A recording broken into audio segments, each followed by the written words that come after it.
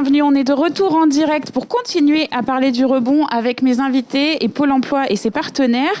J'ai le plaisir d'accueillir Lucie Lourdel. Bienvenue. Vous êtes chargée de projet à la direction indemnisation et réglementation à Pôle emploi.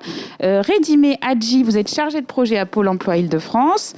Dimitri Pivot, vous êtes président fondateur de l'association Second Souffle, et Amancia Dzimira, qu'on ne présente plus puisque vous étiez sur la table ronde d'avant, qui est psychologue du travail à Pôle emploi.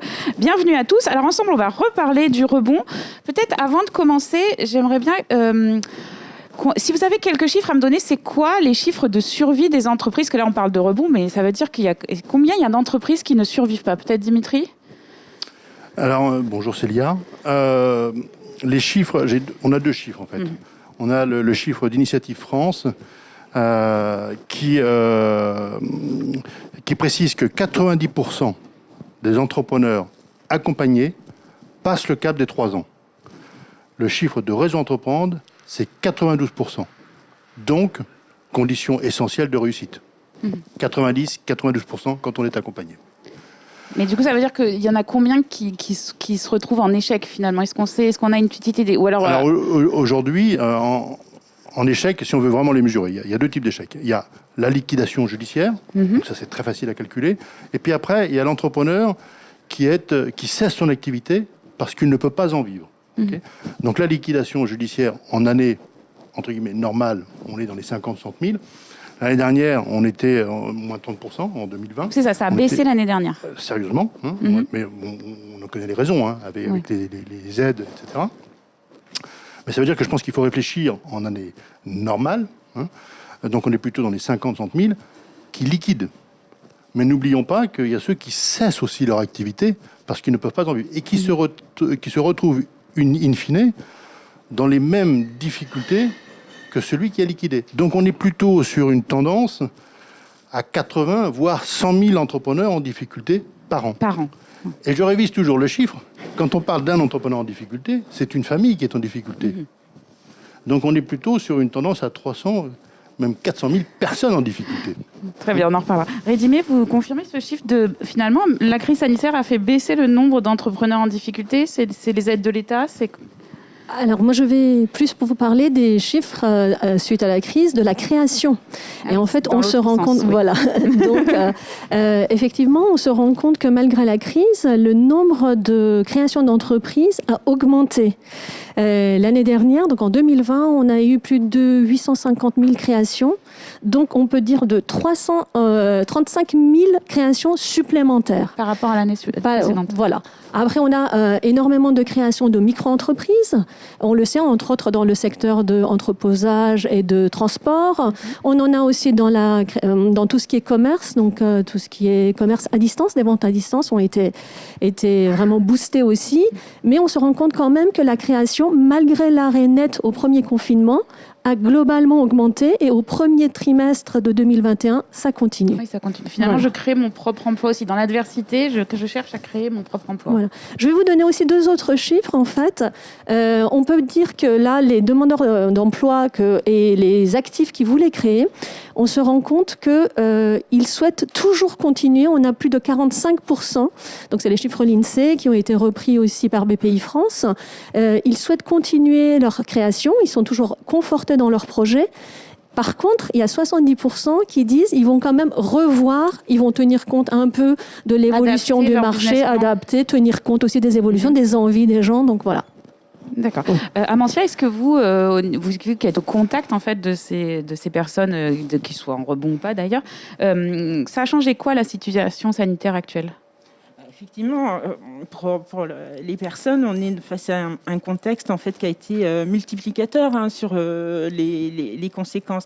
Quand vous êtes entrepreneur, vous avez déjà la problématique de pérenniser votre activité, de répondre, de pouvoir payer vos charges, etc., de payer vos salaires, et que là aujourd'hui, avec la question de la maladie, forcément, ça rajoute encore une pression supplémentaire.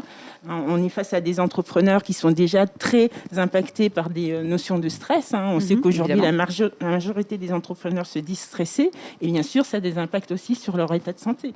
Donc, c'est aussi des éléments qu'il faut tenir compte et qui rentrent, en tout cas, dans nos entretiens quand on les voit, effectivement, pour parler de leur situation personnelle. Alors, on a parlé de la situation actuelle. C'est quoi, si on devait dresser un petit peu le portrait robot de l'entrepreneur en rebond, c'est quel profil que vous rencontrez ? Alors, entrepreneur en rebond, il y a 2 types que je vois. Il y a les salariés aujourd'hui qui vont rebondir et vouloir créer. Il y a le cas là. Et il y a le cas, l'entrepreneur qui va rebondir peut-être et reporter un peu son projet de création. Dans les 2 cas, en fait, d'abord, c'est les raisons personnelles. Comme le disait Monsia, il y a peut-être la maladie. Des fois, envie de changer de secteur, de se rapprocher d'un parent. On voit que l'envie de campagne nous attire tous. Donc, il y a vraiment ça. Donc, ça fait évoluer. Il y a l'aspect financier. Il y a des personnes qui ont été touchées. C'est souvent un projet de couple. Ce n'est pas un projet d'une personne. C'est ce qu'on disait au début. Donc, voilà, exactement. Donc, il suffit qu'un des 2 a été touché. Donc, on revoit l'ensemble du projet. Les banques sont un peu plus frileux aussi, ne suivent pas parce qu'on a quand même une incertitude sur l'évolution. Et une fois après la crise, on voit bien que ça repart, mais jusqu'à quand ?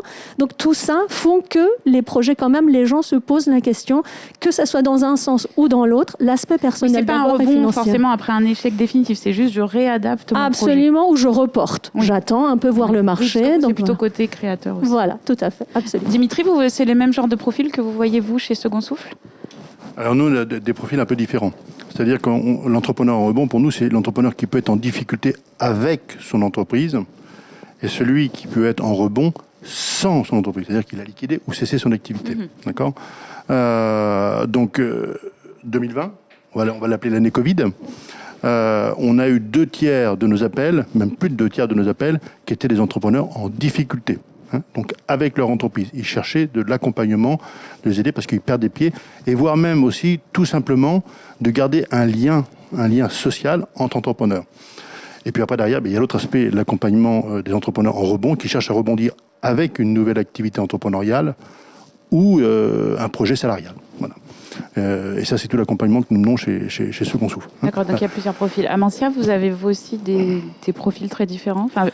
Enfin, j'imagine qu'on va rejoindre ce que dit Résumé, mais sur l'accompagnement, c'est complètement différent. Alors, ce qui est intéressant, c'est aussi des personnes qui étaient dans une activité salariale, qui ont vécu douloureusement. Oui, ça, on ne pense pas ça forcément. Voilà, ça peut être le rebond après le salariat aussi. Voilà, il y a effectivement des personnes qui se retournent vers la création d'activités parce que l'expérience qu'ils ont eue du salariat a été problématique, douloureux, et que c'est une façon pour eux d'être leur propre, entre guillemets, chef, leur propre employeur, et que ça les met dans une situation plus de réassurance en allant sur en tout cas, un projet de création d'activité. D'accord, alors on voit, il y a une multitude de profils. Maintenant, on va arriver dans le dur du sujet. C'est quand je suis au pied du mur, comment je gère, comment je rebondis plus vite, comment vous les aidez à ce moment-là ? Oui, alors le principe du rebond, c'est une chose, mais il faut surtout ne pas rebondir n'importe comment. Et ne pas rebondir n'importe comment, c'est aussi faire le point, prendre le temps de la réflexion, de savoir effectivement, au regard du contexte de la personne, quelles sont ses attentes, quels sont ses besoins, quels moyens elle dispose, est-ce qu'elle est en mesure aussi d'utiliser ces moyens, quelle alternative elle se donne si jamais pour X raisons l'alternative principale ne se fait pas. Donc on est sur des thématiques qui sont liées déjà à la connaissance de soi, et puis c'est aussi identifier qu'est-ce qu'on a acquis en termes de compétences, avoir une bonne définition des compétences. Bien souvent, les gens n'ont qu'une définition partielle. Oui. Qu'est-ce que je sais faire ? Voilà, qu'est-ce que je sais faire, qu'est-ce que je connais, qu'est-ce que j'ai acquis comme connaissance, comme savoir, et qui je suis en termes de personne. Est-ce que je suis plutôt une personne rigoureuse, organisée, dynamique, etc. Donc il y a aussi un besoin d'aider la personne à constituer ce qu'on appelle le portefeuille de compétences, et puis d'identifier dans ce portefeuille de compétences les compétences sur lesquelles elle va pouvoir s'appuyer justement pour rebondir, ou même s'appuyer pour s'ouvrir à d'autres opportunités ou d'autres pistes auxquelles on ne penserait pas. Et c'est là que le psychologue peut intervenir justement pour aider à choisir. Cette notion de transférabilité des compétences, c'est très important, Résumé. Oui, absolument, c'est très important. Et justement, la personne qui se lance dans le parcours de création d'entreprise développe un certain nombre de compétences. Alors, ce qu'il avait, il les conforte, et puis les autres, il les développe. La première chose, c'est autonomie. Il faut prendre son projet en main et puis aller taper à la porte des banques, des structures, de voir ce qui est bien. Donc, c'est vraiment l'autonomie, et qu'il faut qu'il le garde un peu tout le long de son projet. Il y a sens de communication. Il faut qu'il arrive à expliquer son projet. Donc, voilà. Voilà. Il va développer un réseau. Donc tout ça aussi, même si jamais un jour il reporte son projet, il pourra les utiliser et pour les mettre un peu à disposition de d'autres évolutions. Ça, même si je suis salarié, j'ai des compétences qui peuvent me servir dans l'entrepreneuriat. Absolument, ensuite, ouais. absolument. Donc, par exemple, on a parlé de communication, autonomie, sens de décision, priorisation, organisation. Donc tout ça, ça permet de pouvoir se positionner. Et par rapport au public qu'on disait tout à l'heure, je voulais aussi le rappeler que on oublie parfois, mais il faut savoir que quand même 4 créateurs sur 10 aujourd'hui sont des femmes. On a aussi beaucoup de jeunes diplômés qui arrivent. Alors diplômés, quand on dit, c'est pas forcément bac+5, hein, ça peut être qui arrivent sur le marché. On voit que les entreprises sont plus frileux pour prendre des CDI, donc même voire des CDD. Donc pour comment créer son activité, premier pied dans le travail, ça serait aussi la création d'entreprises. Et beaucoup d'ailleurs s'y plaisent et ils vont rester. Il y a des pans d'activité, il y a des branches vraiment qui ont évolué et le Covid les a aussi encore poussés plus vite. Il y a dans des secteurs, par exemple formateurs, on va dire, tout ce qui est bâtiment, on y arrive. On en a parlé du transport. On va prendre les gens qui sont à leur compte et on va plus forcément embaucher des gens sur salariat. Donc la création va aussi venir. Donc des fois c'est des choix, des fois c'est le marché qui nous amène, mais on en est là. Voilà. Très bien. Dimitri, comment vous gérez vous au quotidien quand on est au pied du mur? Voilà, qu'est-ce que vous conseillez aux personnes que vous accompagnez, pardon? Alors, déjà, chez Second Souffle, c'est une première prise de contact. On a une méthode qui s'appelle, la méthode de rebond, qui s'appelle méthode de rebond 1, 2, 3 chez Second Souffle. Donc, première prise de contact téléphonique et ensuite un rendez-vous en face à face. Un entrepreneur qui est en difficulté, il a besoin d'être rassuré. Dans l'imaginaire collectif, on a l'impression que l'entrepreneur ou entrepreneuse, c'est Monsieur Muscle ou Madame Muscle, et que si l'entrepreneur, c'est parce que c'est un surhomme ou une surfemme. Ce qui est totalement faux. Un entrepreneur qui est en difficulté, c'est une personne qui est fragile. Et donc, la première chose, c'est qu'il faut le rencontrer en face à face pour dédramatiser la situation. Et ensuite, derrière, on lui explique le déroulement de notre méthode 1, 2, 3. Et le déroulement de notre méthode 1, 2, 3, ça rejoint ce que disait Amancia. C'est l'accompagnement se décompose en 3 temps. 1, on fait la photographie de l'entreprise. Encore une fois, nous on parle des entrepreneurs. Donc on fait la photographie de l'entreprise s'il est en difficulté ou s'il est en rebond, s'il a fermé son entreprise. Parce que même quand on a fermé son entreprise, tout n'est pas fini. Et bien souvent, ça ne fait que commencer. Parce que les problèmes se succèdent. Donc ça veut dire qu'il faut avoir une visibilité à 1 semaine, à 1 mois, à 6 mois. Ensuite, derrière, on fait ce que nous on appelle le SWOT personnel de l'entrepreneur. C'est-à-dire ses compétences, ce que nous on appelle des compétences clés chez nous, son environnement familial, tout son écosystème, évidemment l'écosystème économique aussi. Et puis après, derrière, ensemble, quand on a fait la photographie de sa situation de l'entreprise, son SWOT personnel, on définit, on préconise des pistes de rebond pour n'en retenir qu'une seule. Et c'est celle-ci qu'ensuite on va travailler avec l'entrepreneur.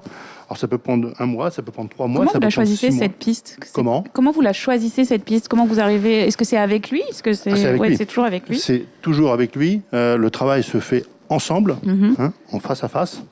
Et s'il y a besoin de compétences clés supplémentaires pour accompagner l'entrepreneur, on les met à disposition. Tout est gratuit, bien évidemment. Mais c'est toujours fait avec lui et c'est décidé avec lui. C'est-à-dire qu'on a beaucoup d'entrepreneurs qui se sentent entrepreneurs et qui veulent retourner entrepreneurs.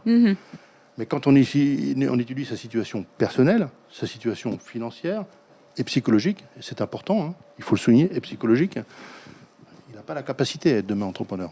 Donc ça veut dire qu'on va l'amener à réfléchir autrement et à adhérer peut-être à une solution qui est plus juste, de façon à pouvoir remplir le caddie, payer le loyer, parce que la vraie vie, c'est ça. Vous pouvez les réorienter vers le salariat? On les aide, on a des relations avec des cabinets de recrutement. On les envoie aussi systématiquement, et ça, on va souligner, mais ça, je vous laisserai la parole, vers Pôle emploi, parce que bon nombre d'entrepreneurs pensent qu'ils n'ont pas le droit à Pôle emploi. Et ça, je vous laisse la parole, parce que c'est un message qu'il faut marteler. On va le redire, ne vous inquiétez pas. Les entrepreneurs ont droit à Pôle emploi, au service de Pôle emploi. Oui, c'est vrai que ça leur vient pas forcément naturellement. Exactement. Alors, c'est bien, vous me faites mes transitions, donc c'est parfait. Hop, résumé. Alors, c'est quoi les outils que Pôle emploi met à disposition des entrepreneurs en rebond? Ou des créateurs qui sont en rebond aussi? Qui reportent leur projet. Alors, effectivement, merci Merci pour le rappel. Effectivement, que toute personne a accès aux services de Pôle emploi. Donc voilà, qu'on soit indemnisé ou pas. Donc c'est vraiment, il faut faire distinction entre indemnisation et les services. Oui, on parlera indemnisation après. Ça, c'est la partie de Lucie. Donc la partie des services, ils sont vraiment à disposition. Déjà en interne, les conseillers suivent. Les psychologues, donc je laisserai tout à l'heure la main pour expliquer vraiment l'offre de services. On a des prestations qui sont faites soit en interne, soit par des prestataires externes, pour revoir le projet par exemple, pour préparer une formation. D'ailleurs une formation aussi bien pour peut-être repartir sur une création mais différemment. Donc ça existe aussi des formations pour préparer. Et puis ça peut être aussi accompagnement pour reprendre confiance en soi, valoriser son image. Enfin en tout cas il y a vraiment une pléthore. On a aussi des sites internet où ils expliquent tous les services. Si jamais avant d'y aller aussi, on peut se renseigner, on peut voir. Mais il y en a vraiment beaucoup. Il ne faut pas rester seul, il faut regarder et il faut venir, il faut pousser la porte et venir nous voir. Alors sur le côté justement psychologique, comment vous accompagnez ces entrepreneurs ? Alors nous, en tant que psychologue du travail, on reçoit au quotidien les personnes en entretien individuel et confidentiel. C'est déjà prendre la personne et regarder avec elle comme monsieur. Est-ce que ça intervient en amont ? Enfin, alors, ça peut intervenir en avant, mais ça peut aussi intervenir pendant et après, parce que vous avez des situations d'entrepreneurs qui ont créé leur activité et pour autant, c'est peut-être pas suffisant pour en vivre ou ils sont en difficulté et qu'il y a peut-être l'idée de devoir construire un projet en alternative, peut-être un temps partiel chez un employeur divers. Mais voilà, on peut aussi intervenir après la création d'activité. Donc déjà, ils ont accès effectivement à la possibilité de rencontrer un psychologue du travail en entretien individuel pour faire le point sur sa situation, pour justement qu'on permette d'identifier avec lui où est la problématique, quels sont les besoins qu'a la personne, et puis effectivement solliciter toute l'offre de services qu'a à disposition Pôle emploi. Alors ça peut être des offres de services qui sont effectivement tenues par les psychologues du travail avec des ateliers qui peuvent travailler, qui vont aborder les thématiques liées à la confiance en soi, à l'estime de soi. On a dit que l'aspect psychologique est très important. Et puis c'est aussi solliciter des prestations qui sont réalisées par d'autres partenaires de Pôle emploi. Redimi parlait de l'atelier valoriser son image de soi qui effectivement permet de retravailler avec la personne et d'identifier les ressources dont elle dispose et sur lesquelles elle pourra s'appuyer. Et puis, c'est aussi travailler l'élaboration de projets, que ce soit un projet soit d'une alternative salariale, soit l'idée d'une nouvelle création d'activité. Et puis, pareil, on peut s'appuyer sur d'autres prestations pour accompagner la personne, ou même une possibilité de reconversion professionnelle. Pour certains, ça va être aussi l'alternative, c'est de se reconvertir totalement. Mais c'est vrai que c'est important, en fait, on oublie un peu ce côté psy, j'ai envie de dire, c'est qu'il faut se faire, il faut faire une introspection, à un moment, il faut se dire, qu'est-ce que j'ai raté, qu'est-ce que j'ai envie de faire, Dimitri, on a parlé du dispositif 1, 2, 3, mais il y a d'autres dispositifs chez Second Souffle, est-ce que vous pouvez nous en raconter un peu plus ? Alors, nous, on a d'autres dispositifs. On a notamment nos journées 24 heures pour rebondir, qui sont destinées aux entrepreneurs qui sont en rebond. Vous savez, la vraie difficulté, c'est, comme le disait Redimé, c'est de pousser la porte. Mais que ce soit de Pôle emploi ou que ce soit de toutes les organisations qui accompagnent les entrepreneurs. Notez aussi que le portail du rebond est un portail qui recense toutes les associations qui accompagnent les entrepreneurs en rebond. Donc la vraie difficulté, c'est de pousser la porte. Donc on a souhaité développer ces journées 24 heures pour rebondir. C'est du collectif. On rentre dans la salle, bon là en l'occurrence c'est vidéo cette année, mais sinon on rentre dans la salle, on s'assied, on écoute, on a des speakers, on a des entrepreneurs qui ont rebondi, qui viennent présenter leur parcours, mais leur parcours c'est pas de dire j'ai rebondi, ça n'enrichit pas, c'est de dire voilà j'étais là, je suis arrivé là, voilà comment j'ai fait, voilà les petits cailloux que j'ai semés et ce qui m'a permis de rebondir, et donc c'est le comment, et très vite on se rend compte que le rebond c'est un accompagnement, c'est un accompagnement qui se fait sans complaisance. Et l'accompagnement, je dis souvent, l'accompagnement avec de la complaisance, c'est de l'amitié. C'est très bien l'amitié, c'est super. Mais ça ne permet pas de rebondir. Donc ça, on a ces journées 24 heures pour rebondir, qui sont là pour présenter tous ces parcours. On donne aussi la parole à tous les réseaux d'accompagnement. On donne la parole à Pôle emploi, ils sont invités systématiquement, pour que chacun, en difficulté, puisse aller chercher ses propres clés. Ses propres clés. Parce qu'in fine, nous, on les accompagne, on leur tient la main, mais c'est eux le moteur. C'est eux qui vont rebondir. À nous de baliser le chemin. Voilà. Et puis à côté, on a des webinaires. On a, depuis le début du Covid, en mars, on a développé plus d'une centaine de webinaires sur des thématiques diverses et variées, aussi bien pour les entrepreneurs en difficulté que pour des entrepreneurs en rebond, pour garder ce lien et puis répondre à chaque problématique que peut rencontrer un entrepreneur. Donc il va faire son petit picking sur une base YouTube où normalement, in fine, au bout de ce webinaire, il doit avoir la solution. Voilà. Ou au moins les réponses à ces questions. Au moins les réponses à ces questions. Donc voilà, il y a de l'accompagnement individuel, c'est important, c'est le cœur, puis de l'accompagnement collectif. Les 24 heures pour rebondir, ça se tient tous les combien? Enfin, est-ce que vous savez la prochaine ou peut-être pour... Alors la prochaine, elle aura lieu en septembre. D'accord. Et donc ce sera la 12e édition des Journées 24 heures pour rebondir.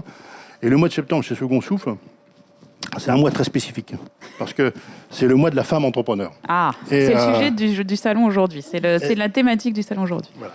Et ce sera la deuxième année, on l'a fait donc en septembre dernier, c'est le mois de la femme entrepreneur. Donc on conjugue des webinaires, où on donne la parole qu'à des femmes entrepreneurs, qu'à des réseaux d'accompagnement aussi de femmes entrepreneurs, et puis on clôture ce mois, fin septembre, avec cette journée, 24 heures pour rebondir, où là c'est un florilège de réseaux et de parcours. Et puis, on va développer... je crois que je peux le dire aujourd'hui. Allez, c'est qu'on va faire... Le scoop. En fait, je ne voulais pas que ce soit une fois par semaine, on donne la parole à des femmes entrepreneurs. Eh bien, on va faire un jour une entrepreneur. Et tous les jours, jusqu'à la fin septembre, on aura un parcours différent, ce qui fait que ça nous fera une vingtaine de parcours divers et variés. Parce que quand on parlait de rebond tout à l'heure, et de profil dans le rebond, vous avez la jeune entrepreneur, 25 ans, hyper capé, bien diplômée, dans l'économie numérique, elle se plante, c'est pas grave. Elle aura cette capacité à non seulement se planter, mais à le vendre comme une formidable source d'enseignement, une vraie richesse. Vous avez une entrepreneur qui a 50 ans, qui était dans l'économie traditionnelle, elle se plante, c'est plus compliqué. Voilà, c'est plus compliqué pour se vendre, etc. Eh bien, on veut présenter aussi tous ces parcours. Oui, c'est l'intérêt de cette diversité. Voilà, c'est l'intérêt de cette diversité que chaque entrepreneur puisse se retrouver et dans les territoires. On donne la parole aussi à des entrepreneurs de territoire, de petites épiceries, etc. Voilà, c'est alléchant en tout cas, on a hâte d'être en septembre. Rédimé, en préparant cet entretien, vous m'aviez parlé du dispositif Entrepreneur Leader. Est-ce qu'on peut faire juste une petite parenthèse pour rappeler un petit peu de quoi il s'agit et comment ça peut aider aussi ? Oui, après, très rapidement. Après, c'est un dispositif qui est vraiment en Île-de-France. Donc, il faut juste se le rappeler. Et c'est un dispositif qui est mis en place par la région et qui est porté par tout un réseau de partenaires, dont les boutiques de gestion en particulier.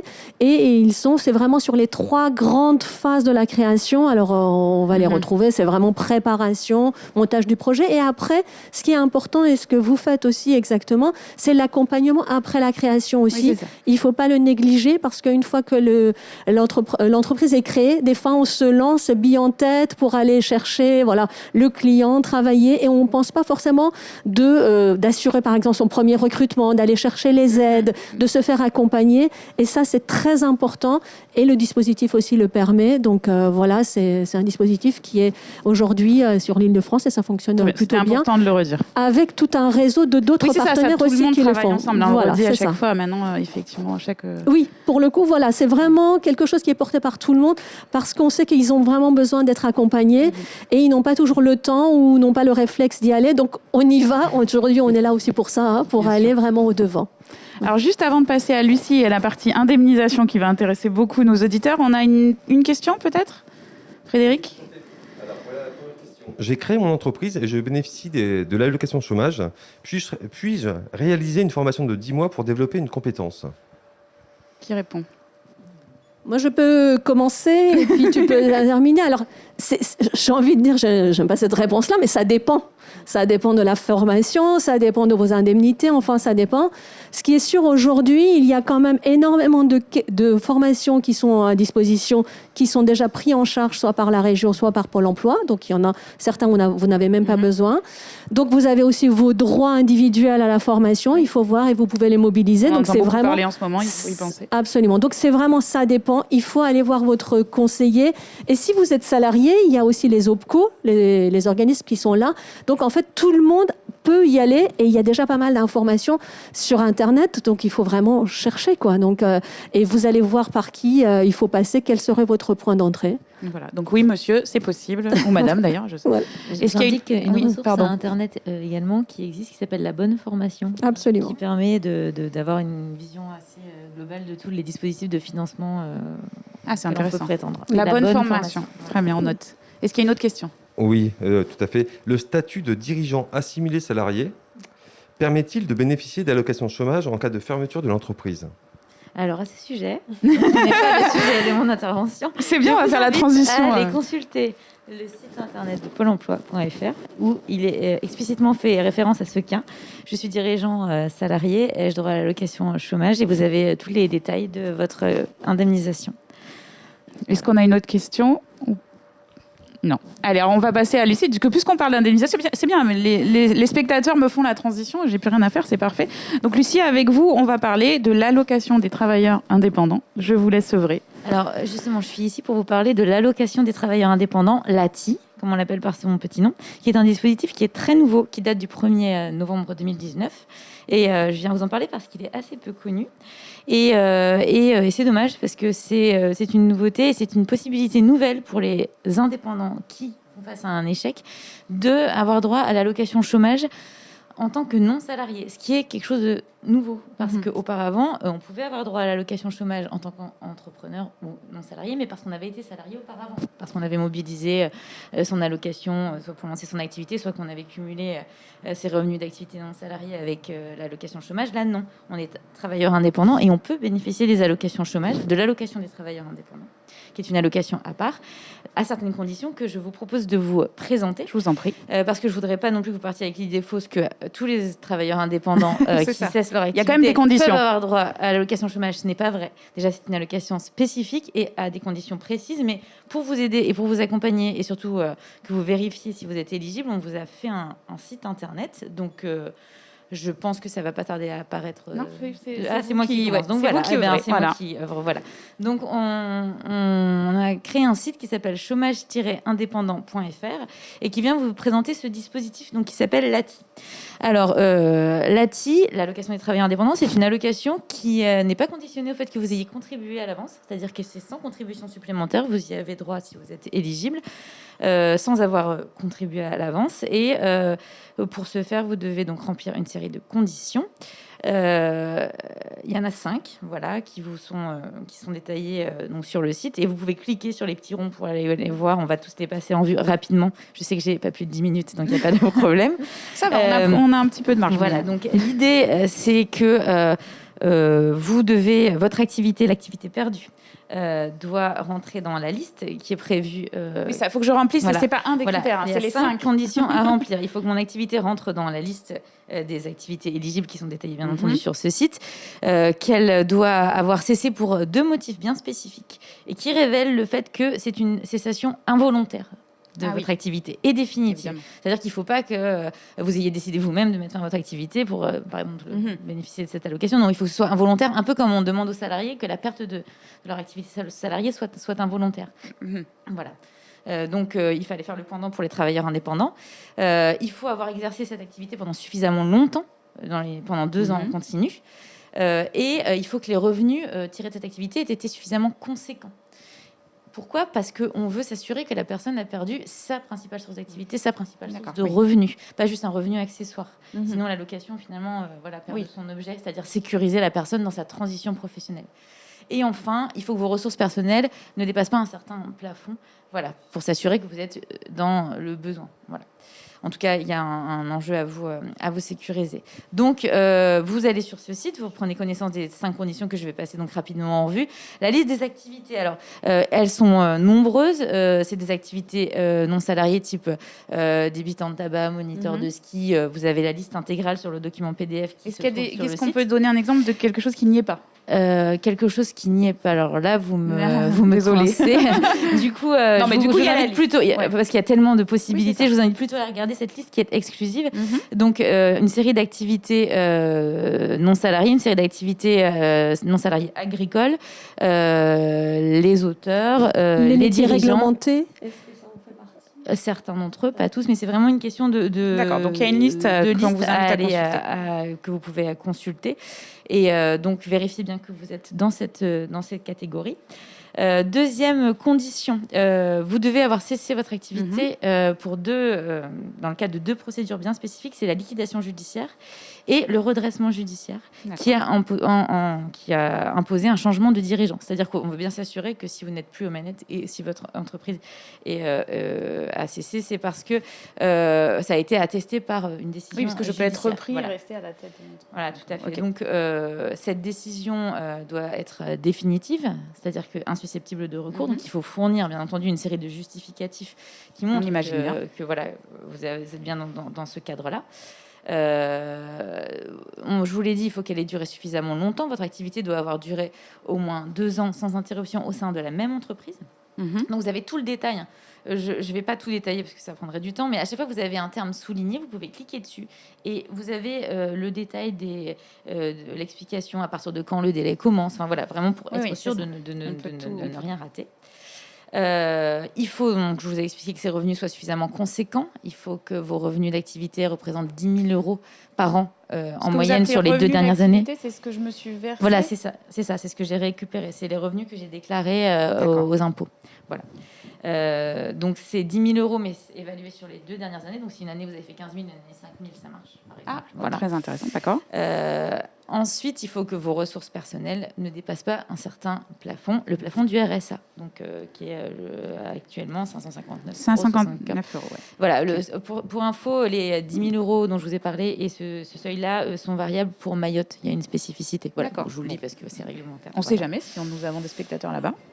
Voilà. Et ensuite, une fois qu'on remplit ces 5 conditions, donc on pense les remplir, on prend connaissance du montant de la location des travailleurs indépendants. Donc, si on y a droit, c'est 800 euros par mois versés pendant 6 mois. D'accord. Voilà. C'est 800 euros quoi qu'il arrive. Il y a pas, c'est pas, sans condition de chiffre d'affaires, sans condition de, parce qu'il n'y a pas de contribution. C'est pas variable donc, selon un certain. Tout à fait. C'est une somme c'est 800 euros quoi qu'il arrive. Une somme forfaitaire. Je vous dis, c'est environ 800 euros par mois et c'est versé pendant 6 mois non renouvelables.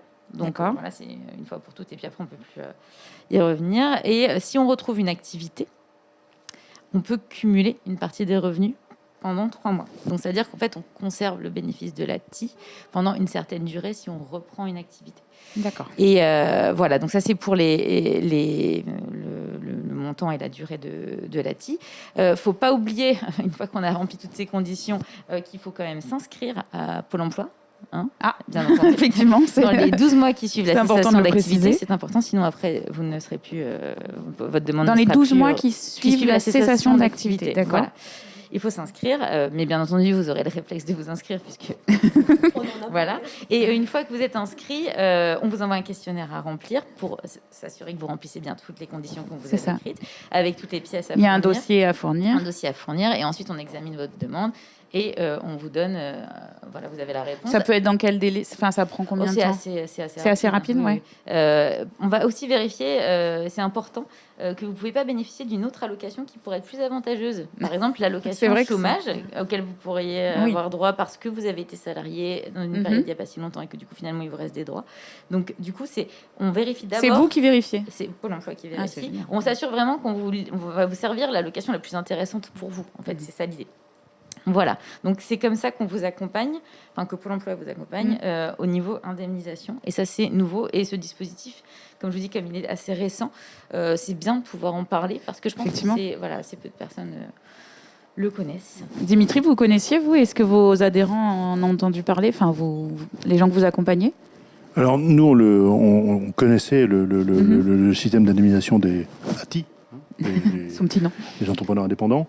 Dans le détail, la liste des critères, on ne les connaît pas forcément, parce qu'on invite systématiquement les entrepreneurs que nous accompagnons à aller justement pousser la porte de Pôle emploi.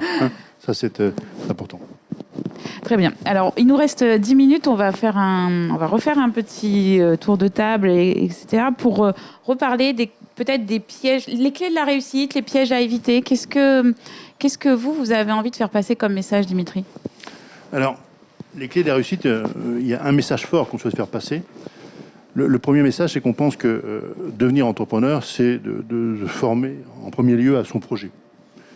Et on voit trop d'entrepreneurs chez Second Souffle, mais comme ailleurs d'ailleurs, qui se plantent parce qu'en fait, ils ont simplement oublié, et ça je paraphrase le professeur Olivier Torres, que le premier capital immatériel de l'entreprise, c'est l'entrepreneur. C'est lui qui fait l'entreprise. C'est lui qui pilote l'entreprise. C'est lui qui pilote le projet. C'est lui qui adapte l'entreprise à son marché si le marché évolue. Donc si il y a véritablement une formation à mener, c'est pas sur le projet en premier lieu, c'est de former cet homme, cette femme, à être un entrepreneur, à adopter cette posture entrepreneuriale. C'est tout le travail que nous menons maintenant chez Second Souffle, parce qu'on s'est rendu compte... Est-ce que vous pensez que c'est une brique qui manque encore dans le... Parce qu'on est beaucoup accompagné en France, on accompagne beaucoup les entrepreneurs. Est-ce que cette petite brique manque peut-être un peu? Alors, elle manque tout simplement. Oui. C'est-à-dire qu'aujourd'hui, on accompagne beaucoup les entrepreneurs sur leurs projets. Et c'est très bien. C'est très bien, les réseaux le font super bien, c'est très bien. Mais on n'accompagne pas les entrepreneurs dans cette nouvelle posture. On n'est plus un salarié, on devient un entrepreneur. On parlait tout à l'heure le désir d'indépendance, etc. Mais devenir entrepreneur, c'est on va changer son écosystème familial, sa source de revenus, sa disponibilité, sa relation avec son conjoint. Donc tout ça change. Et puis après derrière, c'est être entrepreneur, c'est pas salarié. Salarié, vous avez une mission à accomplir. Okay, être entrepreneur, vous avez, et notamment de petites boîtes, vous devez savoir un peu tout faire. Jusqu'à l'emballage, jusqu'à balayer le bureau, etc. Mais il y a des compétences clés à adopter. Et quand on ne les a pas, on n'est pas un homme de chiffres.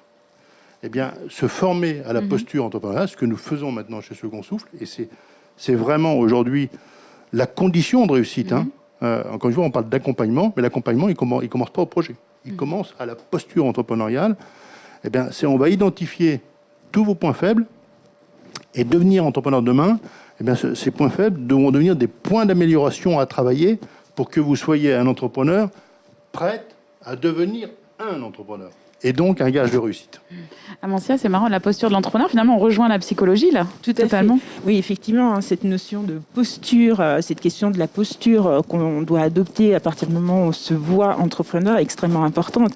Et nous, c'est ce que aussi nous regardons et vérifions dans les entretiens qu'on a avec ce type de personnes. Pour vous donner une petite anecdote, un jour, je reçois une jeune femme qui a l'idée de créer une activité de création de robes.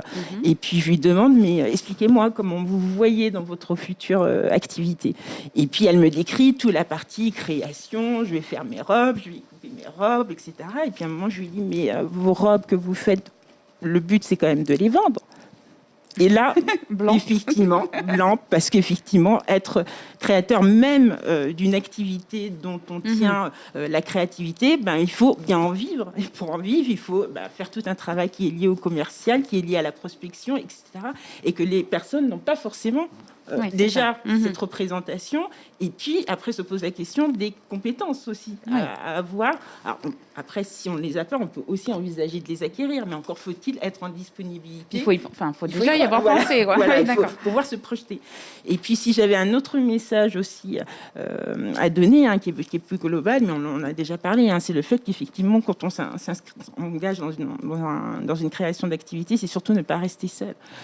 Nous sommes présents ici pour montrer effectivement qu'on a ce rôle d'accompagnement et de soutien des personnes, et que lorsque les personnes se sentent en difficulté, j'aurais bien envie de leur dire, n'attendez pas d'être en difficulté, n'hésitez pas à pousser la porte de Pôle emploi ou de structures comme de M. Pivot pour justement parler de sa situation, vérifier qu'on s'est posé toutes les questions, parce que souvent les gens ne se sont pas posé toutes les questions. Et puis aussi, parfois, ça demande aussi de retravailler les représentations qu'on peut avoir, quand on dit pareil, c'est aussi lié à cette notion de posture. Oui, on se voit entrepreneur, on se voit créer, mais tous les à côté qui sont moins... Oui, l'enthousiasme ne suffit pas. Voilà, exactement. On est aussi là aussi pour ça. Dimitri, vous vouliez rajouter quelque chose? Alors, je trouve que c'est formidablement bien dit. Oui, mais... Et c'est formidablement bien dit. Et nous, on le résume en deux mots, globalement. Mettez bien le micro. Le micro. Pardon. On le résume, c'est formidablement bien dit. Et on le résume en deux mots, globalement. C'est-à-dire que être entrepreneur, c'est être passionné. Mais c'est pas la passion qui dirige l'entreprise. C'est la raison. Et donc, il faut être passionné pour être entrepreneur, mais on pilote l'entreprise avec raison. Et donc, c'est 2 tiers de passion, mais c'est 1 tiers de raison, et c'est le tiers de raison qui pilote l'entreprise. Et la raison, c'est de pas rester seul. Donc, résumez votre conseil à vous. Après ce qui vient d'être dit, c'est dur d'enchaîner. Voilà. Effectivement, tout ce qui a été dit, je partage. Ce qu'il faut aussi peut-être penser, de prendre le temps. Prendre le temps de préparation. Moi, je dis que des fois, création d'entreprise, c'est comme pour construire une maison. Il faut bien poser les fondations. Il faut aller voir les corps de métier, de savoir de quoi on a besoin en fonction des besoins de l'entreprise. Voilà, on a une petite entreprise de transport, n'aura pas le même besoin que justement une création où il faut site internet, d'aller chercher. Enfin, il faut vraiment identifier les aides qu'on peut avoir, les aides en tant que personne, en tant qu'aide financière. Donc voilà, ces ressources, ça c'est important. Et puis, ça a été dit un peu par-ci par-là, ça se dit, c'est vraiment un projet de vie, projet de couple. Si on est en couple, il faut qu'on soit tous partagés parce que c'est très engageant. C'est effectivement, c'est pas le travail qui peut, on va dire à telle heure on arrête. Il y a quelque chose qui arrive, il y a des urgences, donc il faut vraiment on enrôle sa vie perso avec. Absolument, on y va, mais en même temps, du coup, comme on est passionné parce qu'on y va et que ça nous prend, donc voilà. Et il faut être proactif aussi. Ça veut dire, il faut pas attendre. On l'a. J'ai rencontré des gens qui viennent à Pôle emploi et qui nous ont dit, par exemple, on me l'a pas dit. Je n'ai pas vu. Donc c'est vrai, il y a tellement d'informations qu'il faut s'y retrouver là, voilà. Il y a beaucoup de voilà. Donc il faut s'y retrouver, mais ça fait partie du travail de entrepreneur. Il arrive déjà à identifier ses ressources, voilà, exactement, c'est déjà première étape et après il peut y aller. Il faut pas rester seul, ça a été dit, mais il faut se le redire et c'est une très belle aventure. Lucie, un petit mot pour la fin? Non, allez tous sur chômage, non, pas tout. Enfin, ceux qui se pensent, avec ma petite présentation, pouvoir être éligibles, allez vérifier que vous pouvez remplir les conditions. Par ailleurs, allez sur pôle emploi.fr où il y a de l'information sur l'indemnisation également dans d'autres cas, notamment la question qui a été posée tout à l'heure, mais aussi comment est-ce que je peux mobiliser l'aide à la reprise et à la création d'entreprise. Enfin, voilà. On a évoqué certains dispositifs. Il y a d'autres dispositifs d'aide en amont, pas dans la thématique dans laquelle on se place, mais en amont. Et donc, il y a le réflexe Pôle emploi, y compris pour l'indemnisation. Très bien. Je vous remercie tous. Voilà, vous comprenez, on ne cesse de le répéter toute la journée. Ne restez pas seul. Voilà, je crois que ce sera le mot de ces 2 jours. Merci à tous. Et nous, on se retrouve d'ici un petit quart d'heure pour la suite du programme. À tout à l'heure. Merci.